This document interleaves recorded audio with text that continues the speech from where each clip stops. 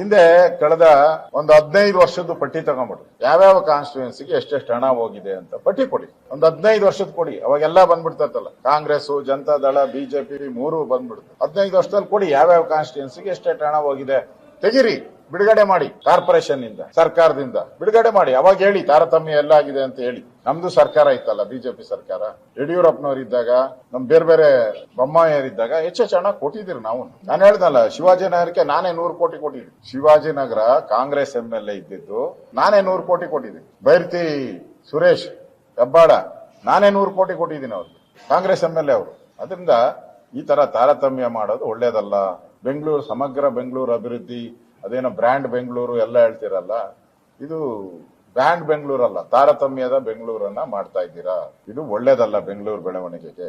ಹಿಂದೆ ಕಳೆದ ಒಂದು 15 ವರ್ಷದ ಪಟ್ಟಿ ತಗೊಂಡ್ಬಿಡ್ರಿ. ಯಾವ್ಯಾವ ಕಾನ್ಸ್ಟಿಟ್ಯೂನ್ಸಿಗೆ ಎಷ್ಟೆಷ್ಟು ಹಣ ಹೋಗಿದೆ ಅಂತ ಪಟ್ಟಿ ಕೊಡಿ. ಒಂದು 15 ವರ್ಷದ ಕೊಡಿ. ಅವಾಗೆಲ್ಲ ಬಂದ್ಬಿಡ್ತಲ್ಲ, ಕಾಂಗ್ರೆಸ್, ಜನತಾದಳ, ಬಿಜೆಪಿ ಮೂರು ಬಂದ್ಬಿಡುತ್ತೆ. 15 ವರ್ಷದಲ್ಲಿ ಕೊಡಿ, ಯಾವ್ಯಾವ ಕಾನ್ಸ್ಟಿಟ್ಯೂನ್ಸಿಗೆ ಎಷ್ಟೆಷ್ಟು ಹಣ ಹೋಗಿದೆ ತೆಗಿರಿ, ಬಿಡುಗಡೆ ಮಾಡಿ. ಕಾರ್ಪೊರೇಷನ್ ಇಂದ, ಸರ್ಕಾರದಿಂದ ಬಿಡುಗಡೆ ಮಾಡಿ. ಅವಾಗ ಹೇಳಿ ತಾರತಮ್ಯ ಎಲ್ಲ ಆಗಿದೆ ಅಂತ ಹೇಳಿ. ನಮ್ದು ಸರ್ಕಾರ ಇತ್ತಲ್ಲ, ಬಿಜೆಪಿ ಸರ್ಕಾರ, ಯಡಿಯೂರಪ್ಪನವ್ರು ಇದ್ದಾಗ, ನಮ್ ಬೇರೆ ಬೇರೆ ಬೊಮ್ಮಾಯಿಯರಿದ್ದಾಗ ಹೆಚ್ಚೆಚ್ಚು ಹಣ ಕೊಟ್ಟಿದ್ದೀರಿ ನಾವು. ನಾನು ಹೇಳ್ದಲ್ಲ, ಶಿವಾಜಿನಗರಕ್ಕೆ ನಾನೇ 100 ಕೋಟಿ ಕೊಟ್ಟಿದ್ದೀನಿ. ಶಿವಾಜಿನಗರ ಕಾಂಗ್ರೆಸ್ MLA ಇದ್ದಿದ್ದು, ನಾನೇ 100 ಕೋಟಿ ಕೊಟ್ಟಿದ್ದೀನಿ. ಬೈರ್ತಿ ಸುರೇಶ್ ಹೆಬ್ಬಾಳ ನಾನೇ 100 ಕೋಟಿ ಕೊಟ್ಟಿದ್ದೀನಿ ಅವ್ರಿಗೆ, ಕಾಂಗ್ರೆಸ್ MLA ಅವರು.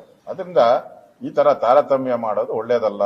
ಬೆಂಗಳೂರು, ಸಮಗ್ರ ಬೆಂಗಳೂರು ಅಭಿವೃದ್ಧಿ, ಅದೇನೋ ಬ್ರ್ಯಾಂಡ್ ಬೆಂಗಳೂರು ಎಲ್ಲ ಹೇಳ್ತಿರಲ್ಲ, ಇದು ಬ್ರ್ಯಾಂಡ್ ಬೆಂಗಳೂರಲ್ಲ, ತಾರತಮ್ಯದ ಬೆಂಗಳೂರನ್ನ ಮಾಡ್ತಾ ಇದ್ದೀರಾ. ಇದು ಒಳ್ಳೇದಲ್ಲ ಬೆಂಗಳೂರು ಬೆಳವಣಿಗೆಗೆ.